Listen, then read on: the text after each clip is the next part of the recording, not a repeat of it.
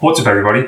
Today we're going to be looking at 10 basic photography terms explained which beginners should know. So as stated in the intro, what we're going to do today is look over 10 basic terms which beginner photographers should know. If you don't know these terms, then it's a great learning video so you can watch over and find out what these terms mean and how you can use them. Number one that we're going to be looking at is depth of field. So what is depth of field? Depth of field is how much of an image is in focus versus how much of it is blurred. When using a narrow depth of field, it blurs out everything apart from the subject. Whereas when you use a large depth of field, the majority of the photograph is in focus. So for example, if you want to take a picture of a person in front of some mountains or some hills or whatever background you want it is, and you want the person in focus but the background out of focus, if you use a narrow depth of field, that's how you achieve that. However, if you want the opposite, if you want the person in focus and the background in focus, then you need to use a wider depth of field so you can have more things in focus. So that is what depth of field is. However, to achieve depth of field, what you need to do is adjust the aperture. And that leads us on to number two, which we're looking at, and it's aperture. Aperture is used to control the amount of light which gets into the sensor and also affects the depth of field when using different apertures. For example, a larger aperture like f2.8, that leaves a massive amount of light to come in the lens. As a result of that, you'll get a brighter image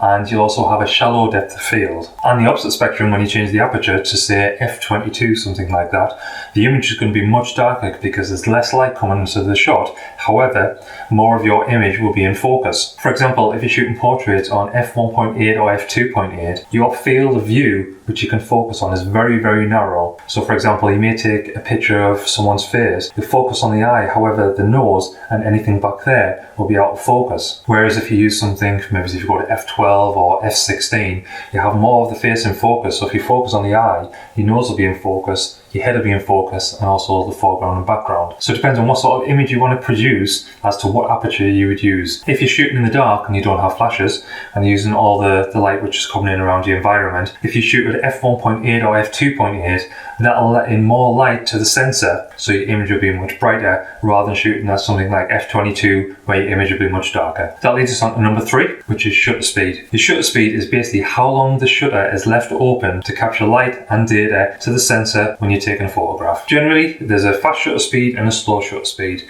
They do two different things when you're using the camera. For example, your fast shutter speed, so 1/240th of a second or something much higher, or 1/1000 of a second, you can use that to capture motion and freeze it. So someone's running or something like that. If you use that fast shutter speed, you can capture that movement when it's frozen in time. Then on the other perspective, if you use a slow shutter speed at 1/30th of a second or something much slower, so even 1 second, 2 seconds, that is when you're going to end up with a blurry image or it's going to capture lots of data. For an example, with a slow shutter speed, if you're taking a picture of water and you have your camera on a tripod and you set it to 2-3 seconds, that photograph is going to capture all of that movement of the water and it's going to make it look silky smooth because it's captured all of that. What you can do on the other hand is when someone is running, you can use a slow shutter speed rather than a fast shutter speed. And with doing this, what you can do is use the technique called panning, where you follow the subject like this and you have a slow shutter speed. And what that does is it blurs the background when you're moving across, but if you're moving at the same pace as the subject, that subject will be frozen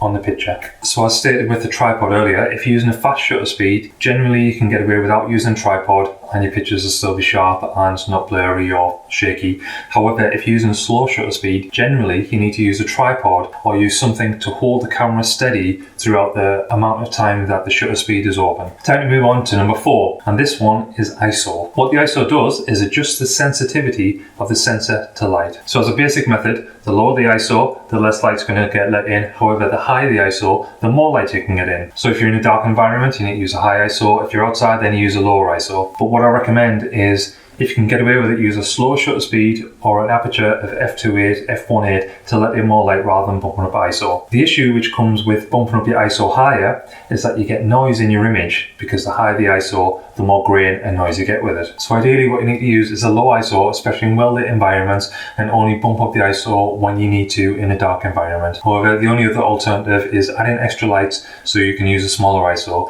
But for example, weddings and things like that where you can't add any extra lights, then sometimes it's okay to bump up the ISO just so you can capture that moment. Number 5 on the list is bokeh. Sometimes it's also known as bokeh or bokehlicious. Bokeh is the quality of out of focus or blur in the photograph which is created by the lens. It is not the blur which is on the photograph in the foreground or the background. Back in the day when I used to watch Digital Rev TV on YouTube and used to watch Kai, he was always mentioned bokeh and bokehlicious, and is quite popular in photography, and no matter where you go, you'll see something mentioned about bokeh. One of the reasons why it's popular is because it makes your photographs more visually interesting and more appealing. The reason behind that is because when you have bokeh, it makes you visually focus on the bit which is in focus. The word comes from the Japanese, and as a translation, it translates as blur, and not the band who are the country house. The foreground and background blur is called shallow depth of field, which we discussed about in the previous one when we using aperture and depth of field. The quality and the feel of the background and foreground blur,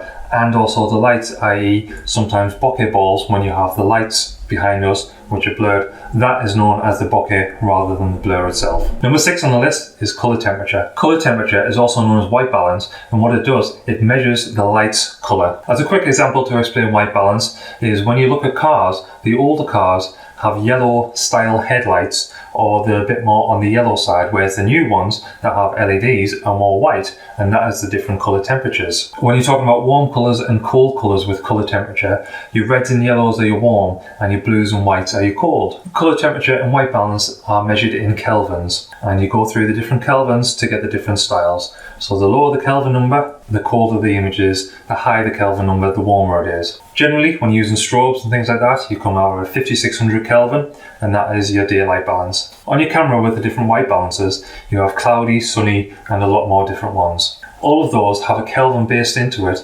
as to the environment as to what sort of colour temperature it should be. You can also select a custom Kelvin number, which I do quite a lot in the studio. I set that to 5600K, as a lot of the strobes that we use and also the constant light are set at 5600K. You can also get creative with your images, so you can change the colour temperature when you're shooting, and it gives you a different look, so you can get a warm or a cold feel. If you're doing a photo shoot and you want something really dramatic and dynamic, and you were photographing something which had a cool nature, you can drop the Kelvin right the way down, and your photograph would be more blue or white shades, and the image will look much colder. So you can do that without editing the image, and that comes straight out of camera. Number 7 on the list is long exposure. As we stated earlier with the shutter speed, the longer the shutter speed, the more the shutter is open, and this is commonly known as a long exposure photograph. This is a very specific technique, and it's used to create a certain type of image. There's no specific shutter speed which is defined as long exposure photography, because you can get away with doing it at 1/30th of a second or even 30 seconds. Generally, your long exposure photography is used to blur something. So for example, when we spoke before about the rivers and the water, or if you want to shoot some stars in the night sky, you have a long exposure setting, so a long shutter speed, and that captures all the movement of the stars, and they appear on the final photograph. Most people use long exposure in night time so they can capture images and let in enough light to make the image correctly exposed. Another example is when you're shooting the motorway and you have cars going past, you capture all of those lights. You can also do long exposure during the day, however you'll need to use an ND filter, which is known as a natural density filter, and what that does is stops the light getting into the lens, so you can use a longer shutter speed and not let in enough light, so you can achieve the background blur or other blurs during the day. Number 8 on the list is focal length. The focal length is to do with the lens. You can get zoom lenses and prime lenses. Zoom lenses have a range of focal lengths. For example, an 18 to 55mm, you can have a focal length of 18mm to 55mm. Prime lens, you can have a 35mm, 50mm, 85, etc., and those are set at that focal length. The focal length is the angle of the view and the width of the scene which the subject is in. The smaller the number of the focal length, that means that's the wider it is. So for example, the 18 to 55mm, at 18mm, that's quite a wide focal length, and at 55 it's more zoomed in. So you could go on the other aspect of lenses, so you could get a fisheye lens, which is say 7mm, and that is a massive wide lens that you can see all the way around. On the other hand, you can go for a massive zoom lens that's say 800mm or 1000mm, and that's far zoomed in, so if you're taking a picture of a subject you need to be quite far back. Each focal length is specific to whatever you want to do pictures of. For example, if you're doing architecture photography, you need a wider lens. If you're doing wildlife photography, you need a big zoom lens so you can stay away from the wildlife and still capture the moments. Number 9 is digital and optical zoom. So what's the difference between digital and optical zoom? On a lot of cameras, like your bridge cameras and things like that, on there it says there's a digital zoom and an optical zoom. Your digital zoom is like a fake zoom. What it does, it takes the image and it zooms in on the image